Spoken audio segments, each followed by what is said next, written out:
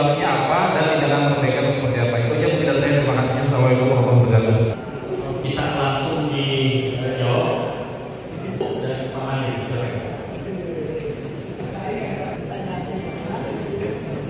Baik, terima kasih. Harusnya ada kewajiban di Permenaker 5 tahun 2018 terkait pengukuran faktor lingkungan kerja dan suhu dan lain-lain. Nah dari situ ketika dia lebih dari satu orang dan yang menentukan harus dokter di sana, sehingga pembuktiannya harus melalui dari MJ, maka harus diinvestigasi apakah jadi hal itu tidak, apakah itu tidak atau tidak. Itu ya. Terus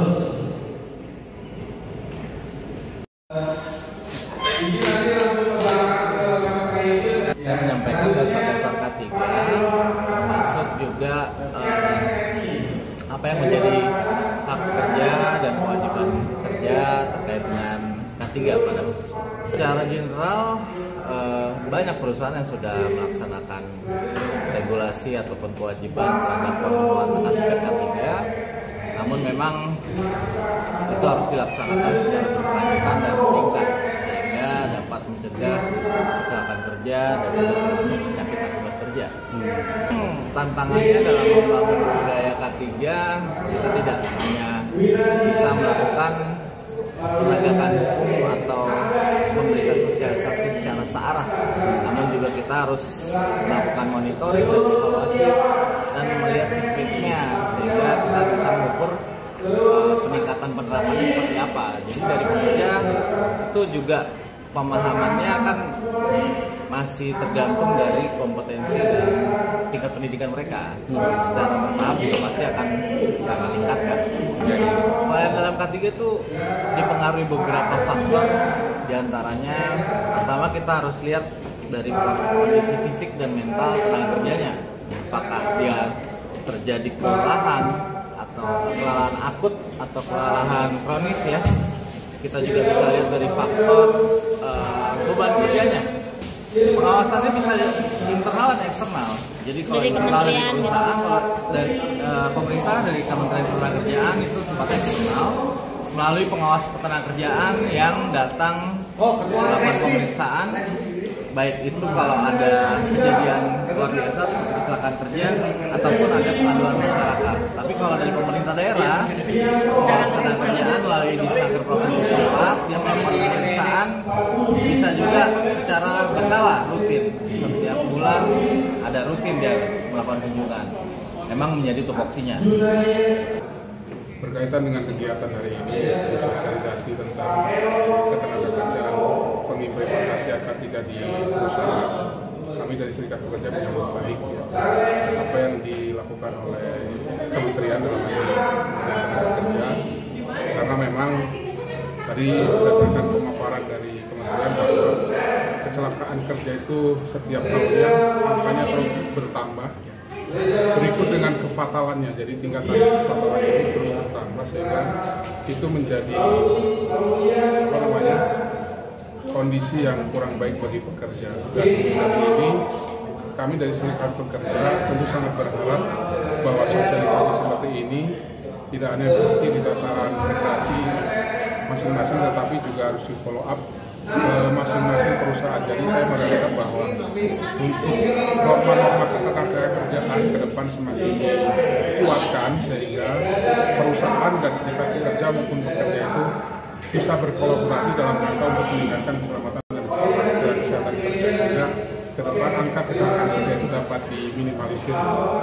Dari Serikat Pekerja memang beberapa waktu yang lalu kita juga mengadvokasi beberapa kasus ketenaga kerja, dalam hal ini ada kecelakaan kerja. Beberapa halnya tadi sudah disebutkan bahwa pernah memang ada kecelakaan kerja yang mengakibatkan tetap seorang pekerja, dan kebetulan waktu itu anggota kami, tetapi kemudian dari perusahaan justru malah melakukan pemutusan hubungan kerja, dan itu kita advokasi. Terus banyak juga kemudian di luar pekerja-pekerja yang masih belum ada serikat pekerja, itu kita pernah mendapatkan laporan bahwa terjadi kecelakaan kerja, tetapi dari perusahaan itu tidak kooperatif, gitu, sehingga hal tersebut malah justru ditutup-tutupi sehingga tidak tertangani dengan bagus, dan yang seperti itu justru malah akan menyebabkan potensi kecelakaan kerja berikutnya itu terjadi karena tidak ditangani dengan bagus. Gitu. Nah, saya harap bahwa baik perusahaan yang sudah ada serikat kerjanya maupun perusahaan yang belum ada serikat kerjanya, pemerintah juga harus memberikan semacam pengawasan yang ketat karena berkaitan dengan keselamatan dan kesehatan kerja. Di pemaparan tadi itu per tahun sampai kemudian di tahun 2024 itu 3.500 se-Indonesia. Untuk Karawang sendiri? Kasus kecelakaan kerja dan fatalitasnya itu yang mengakibatkan kematian itu menaik ya dari 600 sekian tadi kalau nggak salah. Jauh ya? Dan ini angka yang sangat besar ya, iya. sehingga itu sangat mengkhawatirkan. Perlu kerjasama lintas sektoral. Kecelakaan kerja beberapa anggota kami di FSPMI yang lagi tren sekarang itu adalah traffic accident ya, berkaitan dengan ini juga bernyambung dengan kondisi lalu lintas yang ada di Karawang sekarang ini makin padat, makin macet gitu ya, dan itu mengakibatkan bahwa traffic accident dalam rangka untuk berangkat dan pulang kerja ini menjadi fenomena baru munculnya penyebab kecelakaan kerja, karena kecelakaan kerja itu kalau dalam terminologi Undang-Undang Ketenagakerjaan maupun di terminologi Ketenagakerjaan bukan hanya yang terjadi di perusahaan. Pada saat dia berangkat maupun pulang kerja dengan jalur yang normal itu ketika terjadi insiden termasuk terjadi kasus kecelakaan kerja. Oke, siap. Jadi hari ini mohon juga pemerintah daerah memantau ya titik-titik rawan kecelakaan lalu lintas itu, tolong kemudian itu diperbaiki dari infrastruktur sehingga tidak menambah jumlah kecelakaan. Pertanyaan saya, apakah izin atau beliau-beliau emang sudah izin?